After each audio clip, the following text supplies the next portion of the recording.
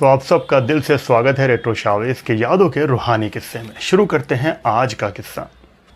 ये इन्फॉर्मेशन हमने हेमलता जी के एक इंटरव्यू से ही ली है जो कि आज भी सोशल मीडिया पर अवेलेबल है।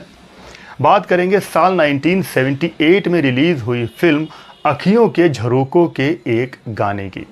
इस फिल्म को डायरेक्ट किया था हिरेन नाग ने, प्रोड्यूस किया था ताराचंद बड़जात्या ने। राजश्री प्रोडक्शन की ये फिल्म थी। फिल्म का मधुर शानदार संगीत दिया था म्यूजिक डायरेक्टर रविंद्र जैन ने, और रविंद्र जैन साहब ने ही इस फिल्म के सारे गाने लिखे थे। फीमेल वर्जन के सारे ही गाने गाए थे सिंगर हेमलता जी ने। फिल्म का एक गाना बहुत बड़ा हिट रहा था, अखियों के झरोकों से मैंने देखा जो सांवरे।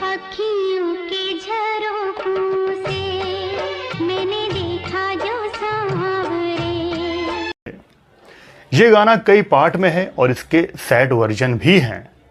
फिल्म में एक सिचुएशन ऐसी आती है जब हीरोइन आखिरी सांस ले रही है, वो फिल्म में मर जाती है और वहीं पर एक स्लो मोशन में एक गीत आना है जो कि अखियों के झरोकों का जो टाइटल सॉन्ग है उसी का एक पार्ट है। सैड वर्जन है और थोड़ा स्लो मोशन में है। इसके बोल थे, कलियां ये सदा प्यार की मुस्काती रहेंगी, खामोशियां तुझसे मेरे अफसाने कहेंगी। अब थोड़ी ही देर में तुम्हें देखने के लिए एक बहुत बड़े डॉक्टर आ रहे हैं। थोड़ी देर में तो बहुत देर हो जाएगी।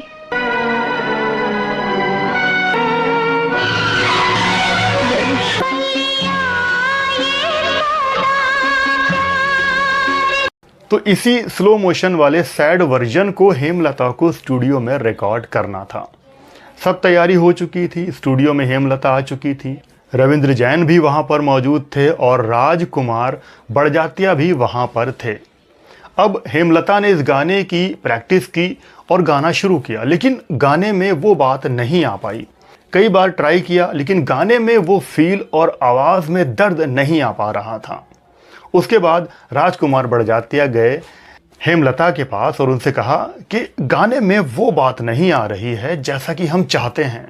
उन्होंने बताया हीरोइन हीरो को अपने गले लगाती है, उसको हग करती है, हीरोइन भी फिल्म में मर जाती है। कुछ इस तरह की सिचुएशन है, इसको फील करके तुम गाओ।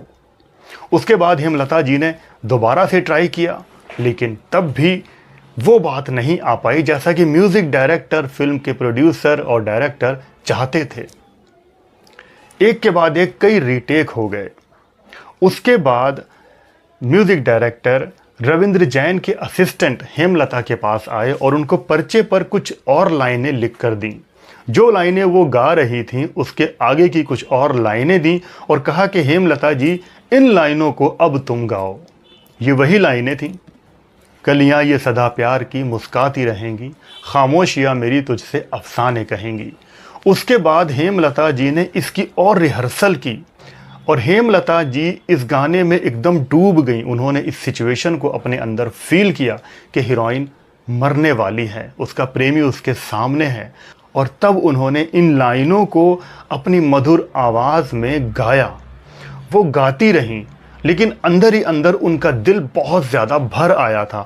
उनको रोना आ रहा था गाते गाते, लेकिन वो रो नहीं पा रही थी। अपने रोने को, आंसुओं को रोक के रखा था कि अगर वो रो पड़ी तो गाना पूरा नहीं हो पाएगा, रिहर्सल दोबारा से बेकार हो जाएगी। और उन्होंने इसी तरह से अपनी दर्द भरी आवाज़ में इन लाइनों को गा दिया।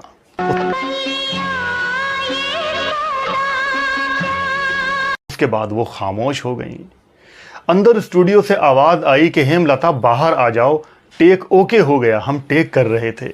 हेमलता हैरान थी, उनको लगा कि वो रिहर्सल कर रही हैं लेकिन असल में उसी रिहर्सल को टेक मान लिया गया और उसी गाने को फाइनल कर दिया गया। हेमलता एकदम खामोश थी। इतना गाने के बाद उनका मन बहुत भर आया था और वो माइक से हटी और वहीं सोफे पर बैठ गईं और न जाने कितनी देर तक रोती रही।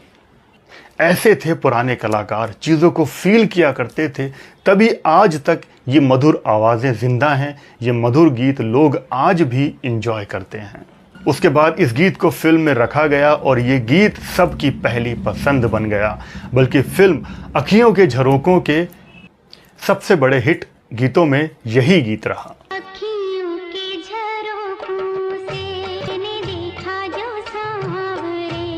म्यूज़िक भी लाजवाब था, गीत भी शानदार लिखे थे रविंद्र जैन जी ने और हेमलता जी ने बहुत शानदार गाया था। इसका पिक्चराइजेशन भी बहुत अच्छा था। इस फिल्म ने लोगों के दिलों पर छाप भी छोड़ी थी। फिल्म तो बहुत कामयाब रही थी और उसके बहुत सालों बाद साल 2011 में इस फिल्म का एक रीमेक भी बनाया गया था इस नाम से, लेकिन ये फिल्म अखियों के झरोकों जैसी कामयाब नहीं रही थी। तो ये सारी इन्फॉर्मेशन थी। आपको ये इन्फॉर्मेशन कैसी लगी ज़रूर बताइएगा। वीडियो पसंद आया हो तो वीडियो को लाइक कर देना, चैनल पे नए हो तो सब्सक्राइब कर लेना। आप लोग अपना बहुत बहुत ख्याल रखें और देखते रहें रेट्रो शावेज। जय भारत, जय हिंद।